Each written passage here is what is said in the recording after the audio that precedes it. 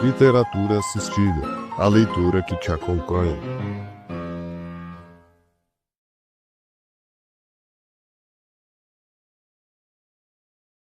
Lima Barreto, A Nova Califórnia.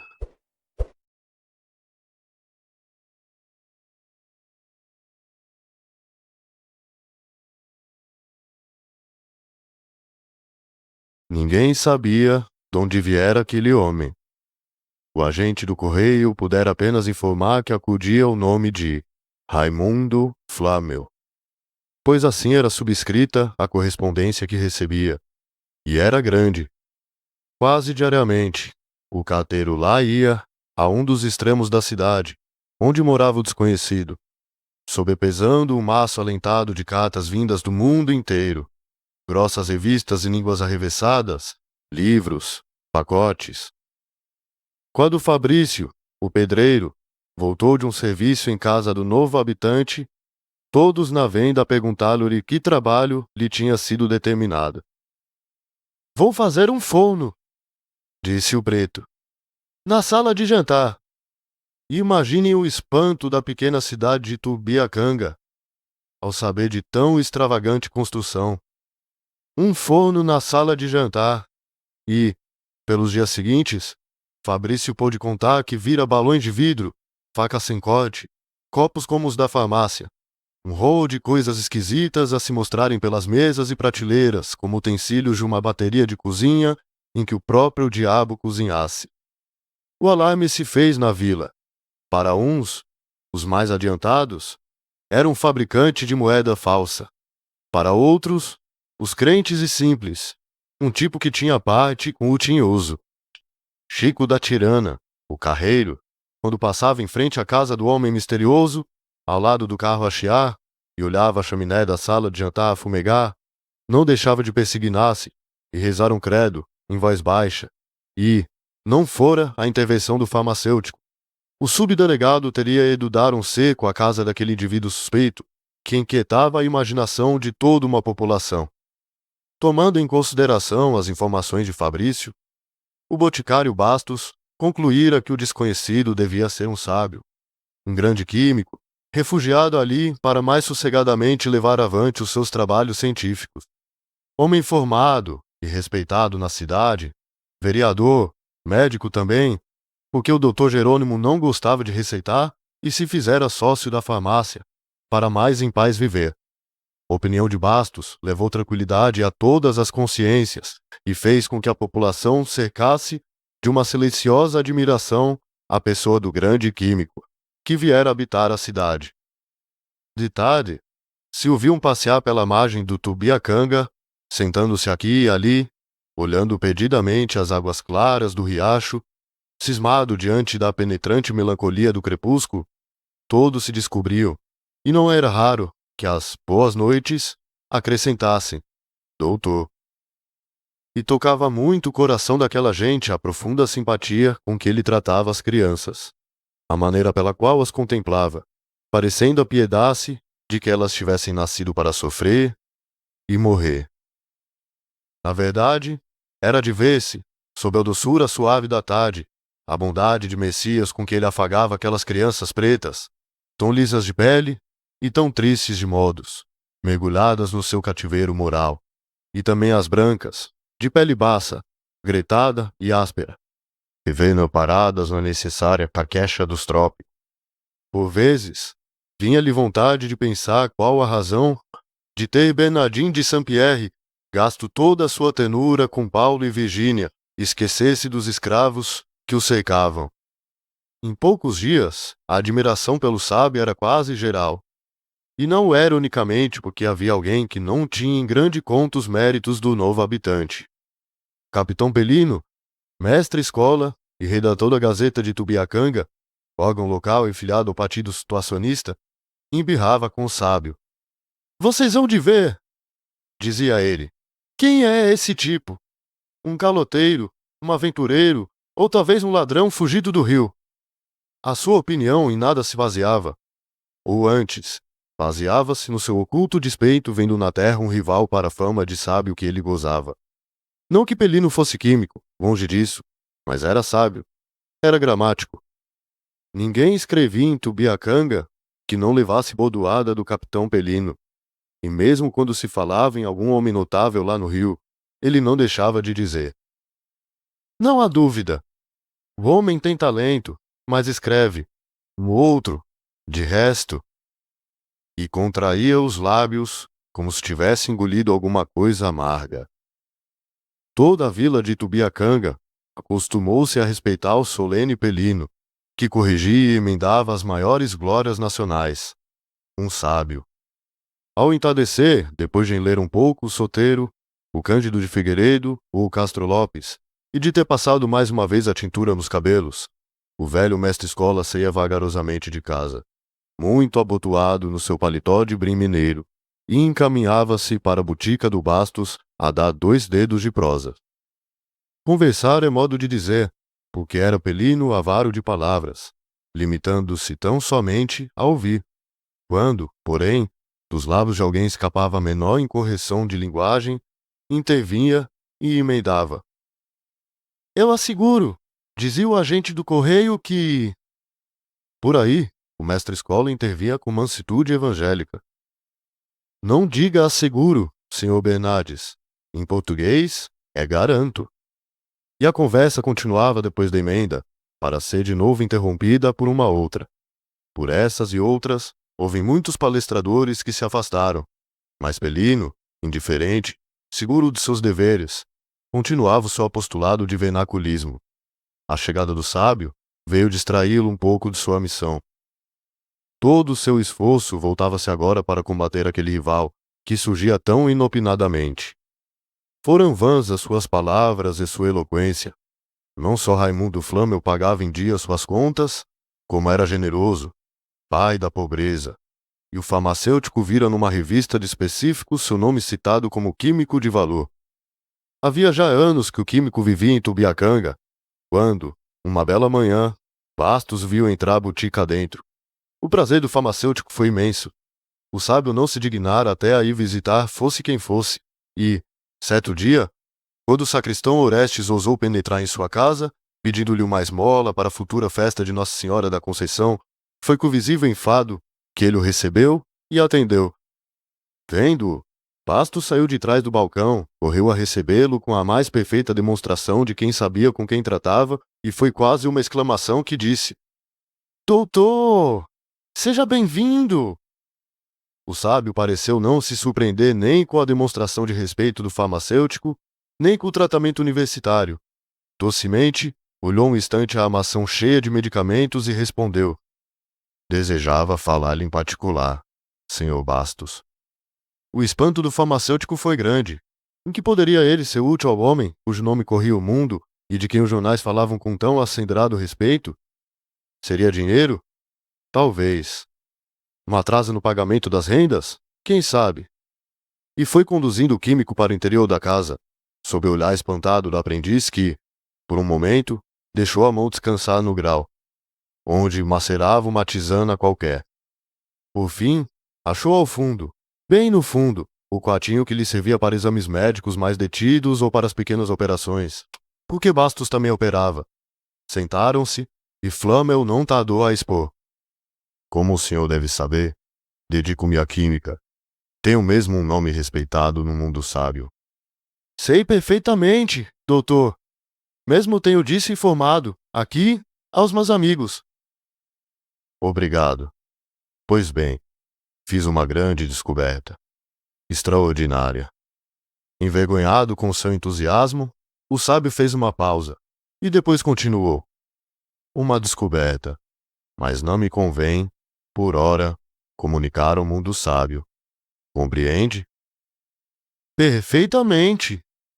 Por isso precisava de 3 pessoas conceituadas que fossem testemunhas de uma experiência dela e me dessem um atestado em forma, para resguardar a prioridade da minha invenção.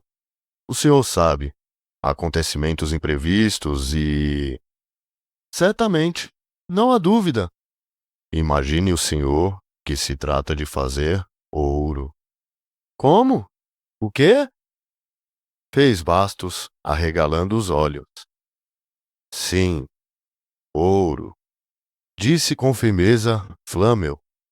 Como? O senhor saberá. Disse o químico secamente. A questão do momento são as pessoas que devem assistir à experiência. Não acha?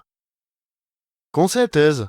É preciso que seus direitos fiquem resguardados, portanto... Uma delas, interrompeu o sábio, é o senhor. As outras duas, o senhor Bastos fará o favor de indicar-me. O boticário esteve um instante a pensar, passando em revista os seus conhecimentos e, ao fim de uns 3 minutos, perguntou. O coronel Bentes lhe serve? Conhece? Não. O senhor sabe que não me dou com ninguém aqui. Posso garantir-lhe que é um homem sério, rico e muito discreto. É religioso? Faço-lhe essa pergunta, acrescentou o Flamel logo. Porque temos que lidar com ossos de defunto, e só estes servem. Qual? É quase ateu. Bem, aceito. E o outro? Bastos voltou a pensar e dessa vez demorou-se um pouco mais consultando a sua memória. Por fim, falou. Será o tenente Carvalhais, o coletor. Conhece? Como já lhe disse. É verdade. É homem de confiança. Sério. Mas... Que é que tem? É maçom. Melhor. E quando é? Domingo. Domingo, os 3 irão lá em casa assistir a experiência. Espero que não me recusarão as suas firmas para autenticar a minha descoberta. Está tratado. Domingo, conforme prometeram, as 3 pessoas respeitáveis de Tubiacanga foram à casa de Flamel. E, dias depois, misteriosamente, ele desaparecia sem deixar vestígios ou explicação para o seu desaparecimento. Tubiacanga era uma pequena cidade de 3 ou 4 mil habitantes, muito pacífica, em cuja estação, de onde em onde, os expressos davam a honra de parar. Há 5 anos não se registrava nela um furto ou roubo. As portas e janelas só eram usadas porque o rio as usava. O único crime notado em seu pobre cadastro foi um assassinato por ocasião das eleições municipais, mas, atendendo que o assassinato era do partido do governo e a vítima da oposição, o acontecido em nada alterou os hábitos da cidade, continuando ela a exportar o seu café e a mirar suas casas baixas e acanhadas, nas escassas águas do pequeno rio que a batizara. Mas, qual não foi a surpresa dos seus habitantes quando se veio verificar nela um dos mais repugnantes crimes de que se tem memória? Não se tratava de um esquartejamento ou parricídio, não era assassinato de uma família inteira ou um assalto à coletoria. Era coisa pior, sacrílega aos olhos de todas as religiões e consciências. Violavam-se as sepulturas do sossego, do seu cemitério, do seu campo santo. Em começo, o coveiro julgou que fossem cães, mas, revisitando bem o muro, não encontrou senão pequenos buracos. Fechou-os. Foi inútil. No dia seguinte, um jazigo perpétuo arrombado e os ossos saqueados. No outro, um carneiro e uma sepultura rasa. Era gente ou demônio. O coveiro não quis mais continuar as pesquisas por sua conta. Foi ao subdelegado e a notícia espalhou-se pela cidade. A indignação da cidade tomou todas as feições e todas as vontades.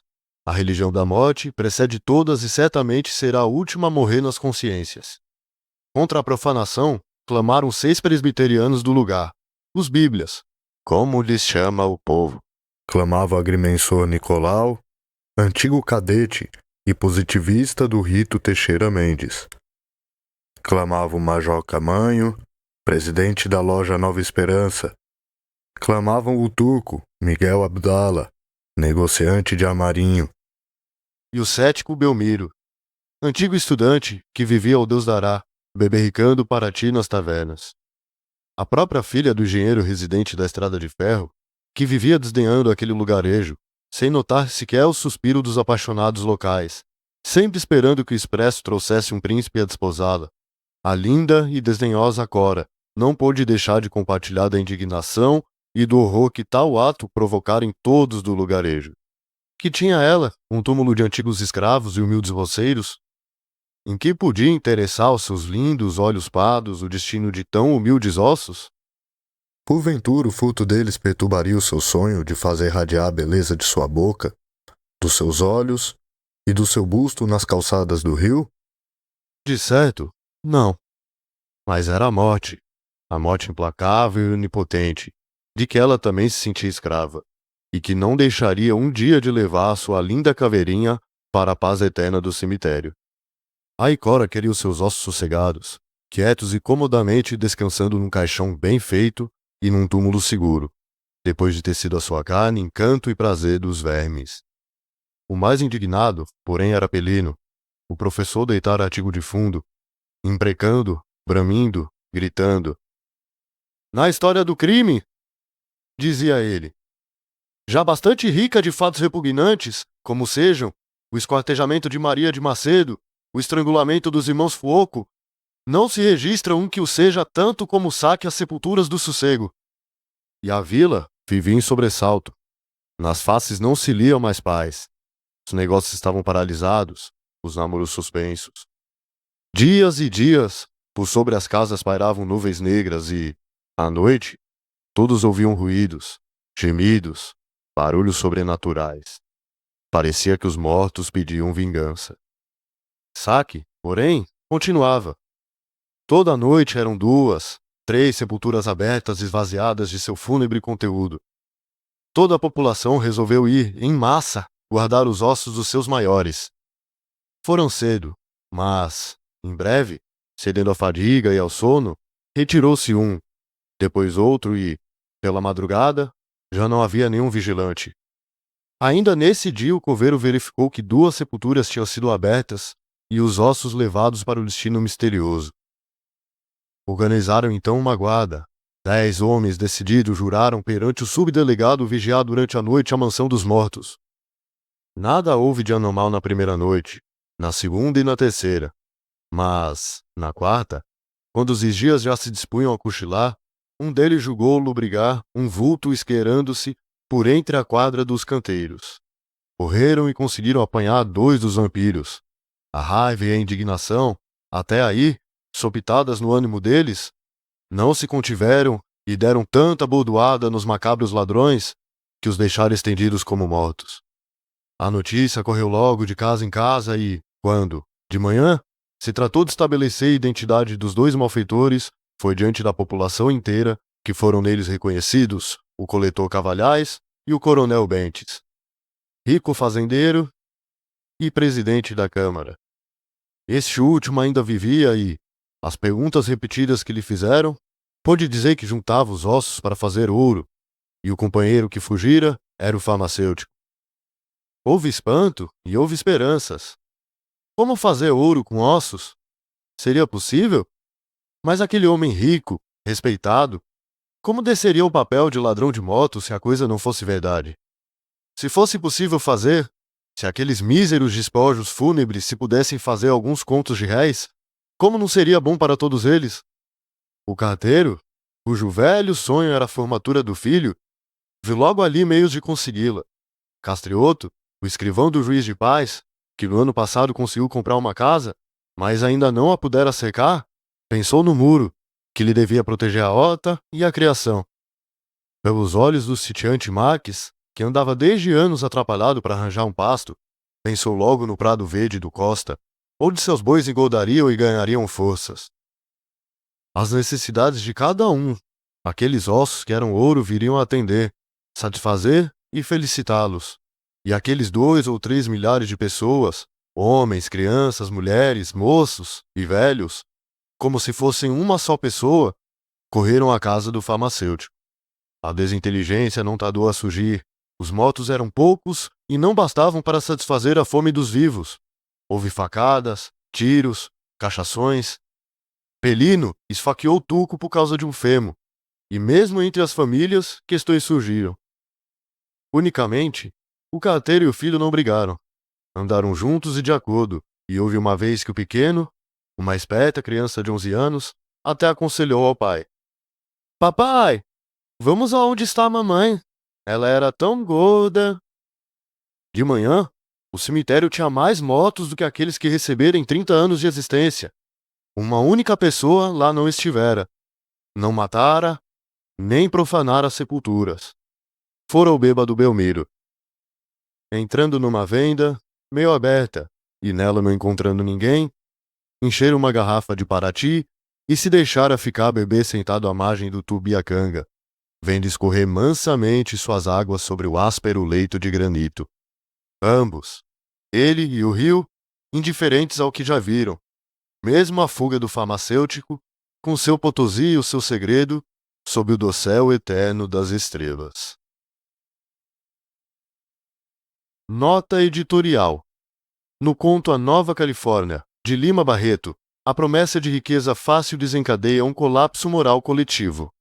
A pequena comunidade, inicialmente pacata, passa a agir movida pela expectativa de enriquecimento rápido, abandonando valores básicos de convivência e respeito. A narrativa funciona como uma sátira direta à ideia de progresso quando este é guiado exclusivamente pelo lucro. O título remete à California Gold Rush, período marcado pela corrida ao ouro nos Estados Unidos, quando multidões migraram em busca de fortuna imediata. Assim como naquele contexto, Lima Barreto mostra que a febre do enriquecimento produz desordem social, oportunismo e uma espécie de suspensão da ética. O que importa não é como se ganha, mas quanto se ganha. No conto, essa lógica atinge um ponto extremo ao naturalizar práticas que rompem com qualquer noção de honra ou limite moral. A cobiça coletiva cria um ambiente em que tudo pode ser relativizado, desde que exista promessa de lucro. O grotesco da situação expõe o quanto valores sociais podem ser frágeis diante da possibilidade de ascensão material. Sob uma perspectiva sociológica, a narrativa sugere que a ganância não é apenas um traço individual, mas um fenômeno socialmente naturalizado e incentivado. Quando a riqueza se torna o principal critério de reconhecimento, a própria estrutura da comunidade se reorganiza em torno dela. O conto não critica apenas os indivíduos, mas um modelo de sociedade que transforma o desejo de enriquecimento em medida de valor, mesmo que isso custe a perda de qualquer princípio coletivo.